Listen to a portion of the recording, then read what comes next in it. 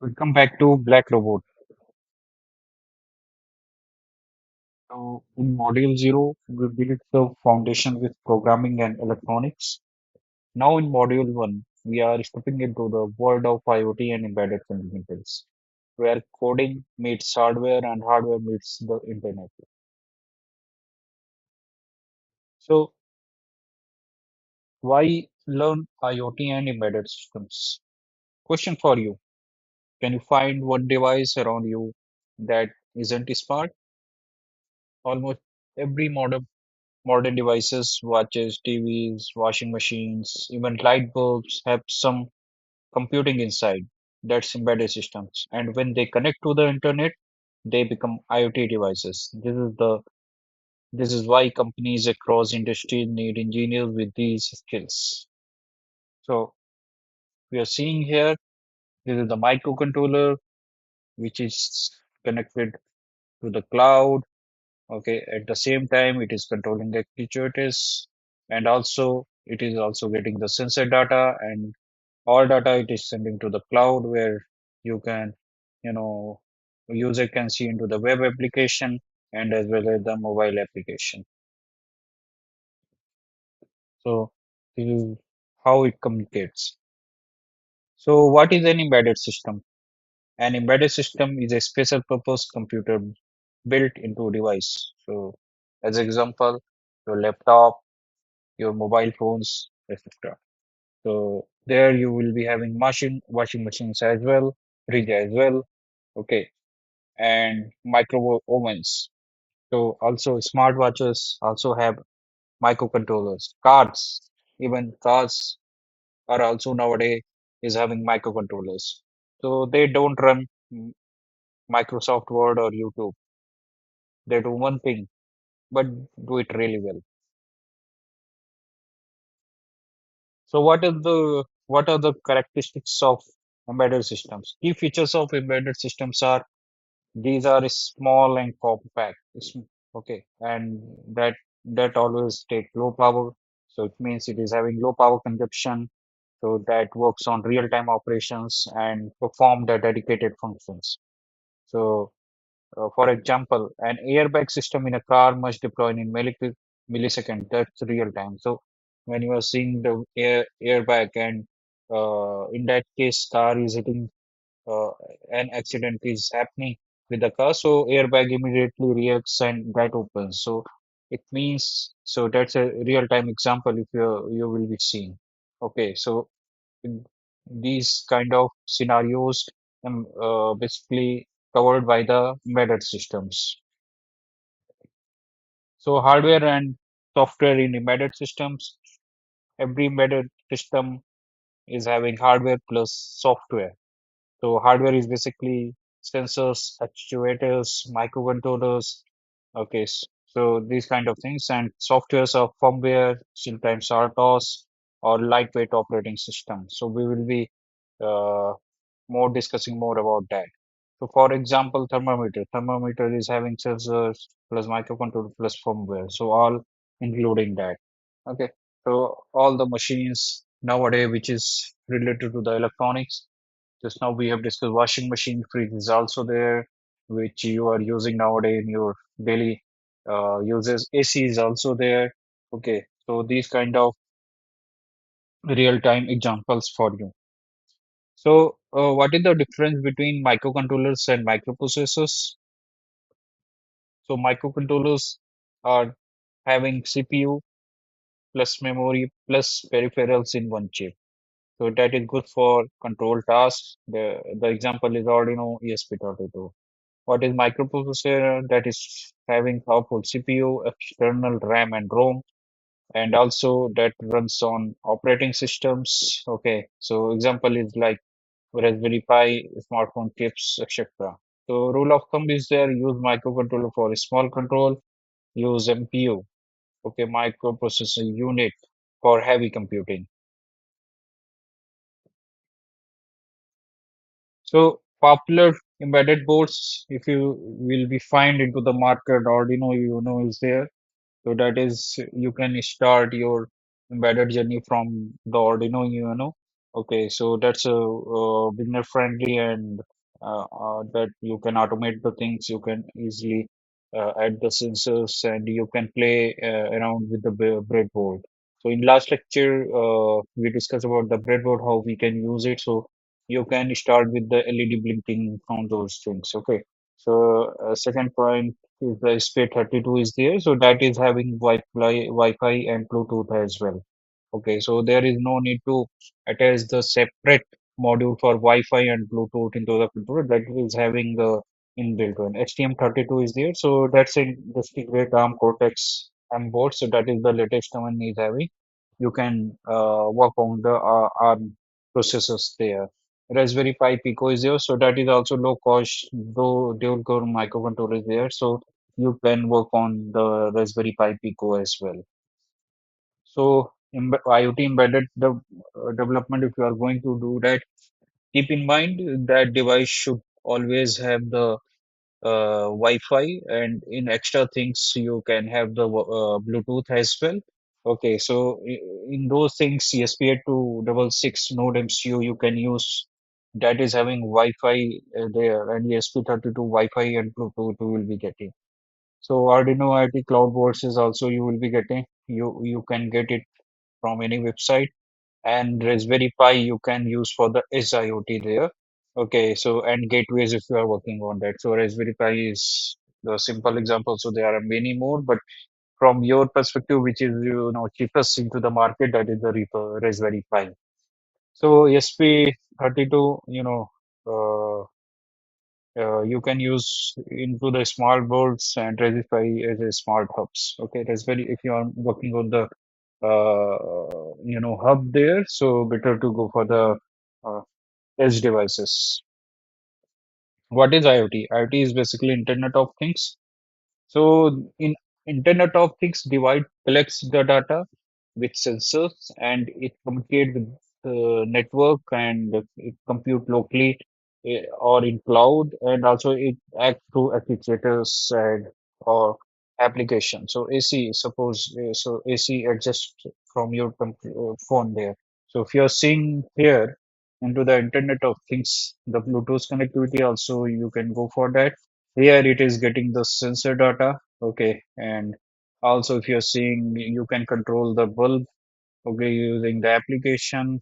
This is also the real-time example. Nowadays it is connected via BLE and connecting with the your mobile phone. Okay, and also you can compute the data and you can do your analysis into the cloud as well as onto the edge devices as well.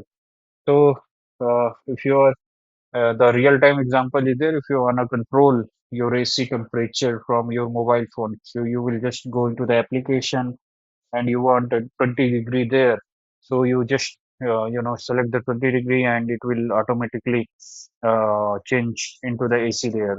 How it is changing? It is because AC is connected to the internet there, and via internet it is communicating with the cloud. The same thing. Your mobile phone is doing. So onto the same cloud it is happening. So this is how all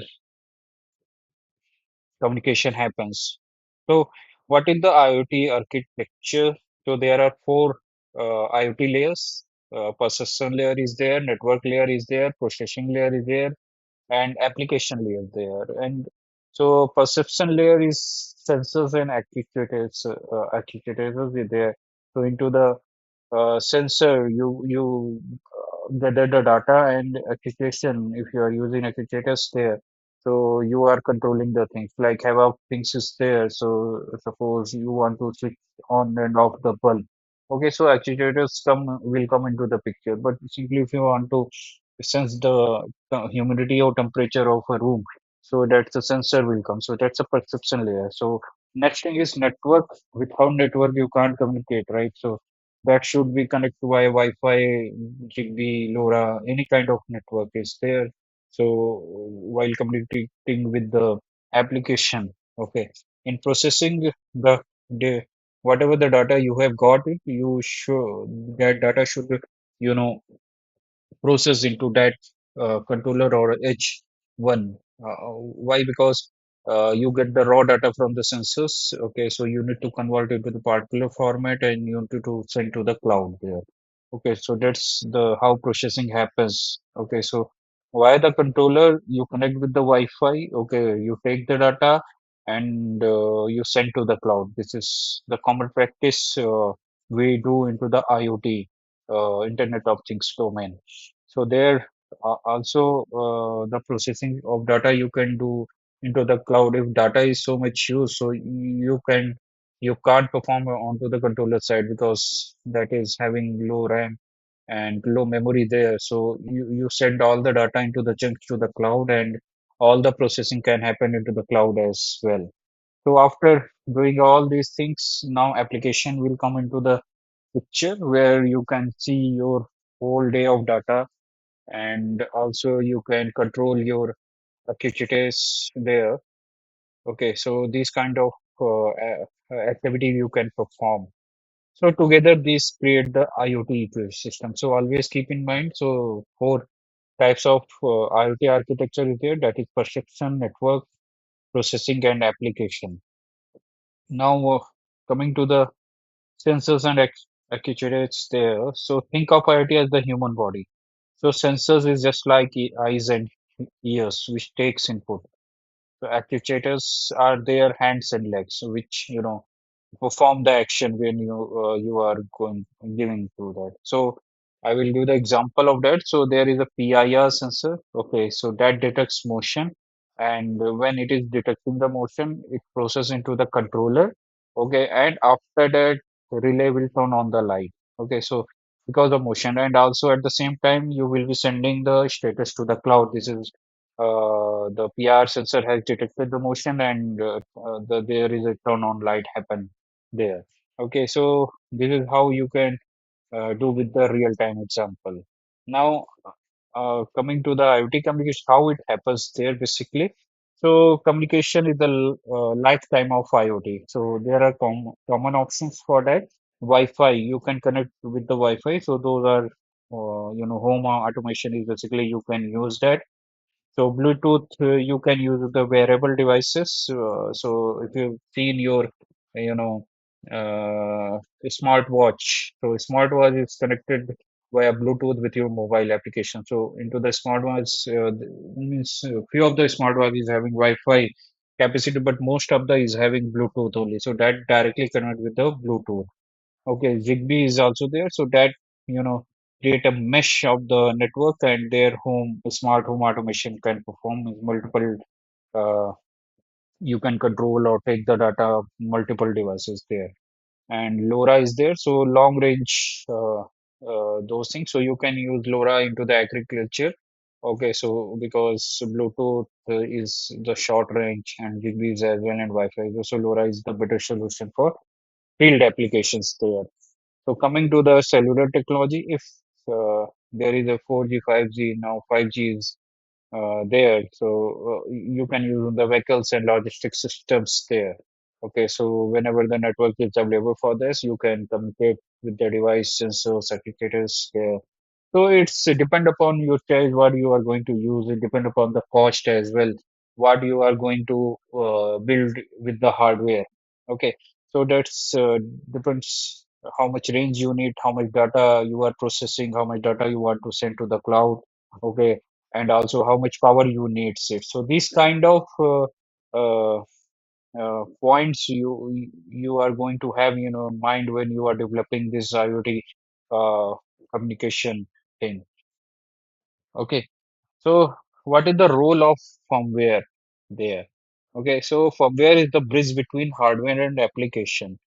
So for example, there, so because all the hardwares work onto the microcontrollers, and those softwares runs into those microcontrollers. Okay, so that basically uh, inter, create the interfaces between hardware and applications. So suppose a humidity sensor. Okay, so that firmware reads the value and sends to the cloud. Okay, so only the firmware can read those values from the sensors. Okay, and also can control to the actuators there. So, and also those status sent to the cloud via connecting with the internet. Okay. So without firmware, the hardware is just a dead chip. Okay. So you can't do anything without the, you can't do anything without firmware. So bare metal versus RTOS or operating system, we will discuss more about RTOS in the later lecture. So bare metal nowadays people are using less there, so we'll be not discussing about more. Okay, so bare metal, what is bare metal? So direct, that's a direct coding like Arduino. Okay, you are directly coding into that. So so nowadays it's not application layer. Nowadays it's application layer people are using. People used to, create their own driver earlier and, work on the all the registers directly of the CPU. So there you will not to have, using the API there earlier. So RTOS is basically used for the multitasking into the controller. So suppose you want to perform control and gathering of data together. You don't wanna just go into the parallel. So once get the data and perform the activity. So this will delay the, controlling of the thing. So in that case, RTOS will come into the picture. So, to handling the multitasking. So which you can use the scheduling there as well. So that comes into the operating system concept. OS is like Raspberry Pi. So that's basically fully Linux there. Raspberry OS is also there with the operating with Raspberry Pi. So there you this is the edge device, so you can use those platform and work on to the edge devices. So for Arduino Blink versus ESP32 multitasking, which Blink can happen there also. Okay, so for a Blink program, so in that case. Okay, so suppose classical word of I'm going to blink an LED. If you want to blink an LED there, how will you get that? So in Arduino simple loop you will be giving and bare metal because that is a bare metal program if you are going to do that. Simple loop you will be doing. That is there is no multitasking, right? So once one task you will finish, then another task will happen, then another task will happen, right? So this is how Arduino-based thing will happen. So into the ESP32, anyhow, RTOS you are going to use it so that everything will happen parallelly. Even Wi-Fi is connected parallelly there, right? So whenever you are getting data, want to control, Wi-Fi is always connected because one task is running. Okay, so in one place, we will discuss more about that in later one. So it shows only why RTOS is needed for multitasking in IoT. So that's why we need RTOS in real-time application. And nowadays, in every field, we are using RTOS. Okay, so RTOS is very much necessary for embedded systems. So that's a better approach to develop, IoT application and embedded application is there. So smart home IoT. What is the examples are, you are seeing around your environment. So smart lights are there. So whenever the motion sensor detects movement, so light will, accordingly, light will be on and off. So microcontroller sends Wi-Fi signals there via Wi-Fi signal. Okay, these sends and into the cloud or application. So it will show as the turn on light. So that's exactly how Alexa or Google Home also works. So whenever you will say yes, turn on Alexa, turn on LED. Okay, so it will just go there and process into the cloud, and it will go to the hardware application. So the term on has come up and it will just on the LED. Okay. So this is how Alexa and Google Home also control the things automation, home automation. So how we use the industrial IoT. In factories, IoT is we basically use the for the predictive maintenance. Okay, in example, if you go for the, if you're seeing vibration sensor on motor, so that takes the data to the cloud and AI will predict breakdown before failure. Okay, that's very much necessary because many of the workers are working with those machines and those machines are very much heavy. If any failure is happening, so that causes the, harm to the those workers. So human to prevent the human, any kind of casualties with the human. So this is very much, uh, changing moment for using the IoT with the industrial components. Okay, so you can there are multiple PLCs are there, so you can directly compute these IoT devices with the PLCs and control the devices and the health of the devices. Okay, and how it is happening, and you can also predict what is the failure rate is there and when it is going to fail it. So these kind of predictive things you can give it, and it also save cost and downtime there if anything is happening with that. So how you are going to use into the healthcare and wearables? So wearables save lives. So smartwatches measures heart rate, SOP2 steps. So all of us are using nowadays smartwatches. So that data sent to phone, and you can see into the application for a whole day how many steps you have you know covered it, how many kilometers you have covered it. So this kind of thing we are seeing nowadays. And also SOP2 you can use how much oxygen level is there. Okay, doctors and also doctors can monitor remotely, okay, of the patient, how patient is performing, what is the changes is happening in his body, in their body. So they can also check these things. And also the ECG patch IT devices is there, so directly what is the heart rate is there going on. So that real time things doctor can monitor. So accordingly they can prescribe the medicine and prescribe the way how a patient is going to improve much more improve better there. Okay, so what are the key takeaways? So let's recap that. Okay, so embedded systems are small dedicated real-time devices. IoT connects them to internet, and that's together makes a smart connected devices. So what are the skills you needed to work on that? Coding, electronics, and networking. Okay, to work onto the IoT system. So we'll be discussing more after this lecture. Okay, stay tuned. Thanks everyone.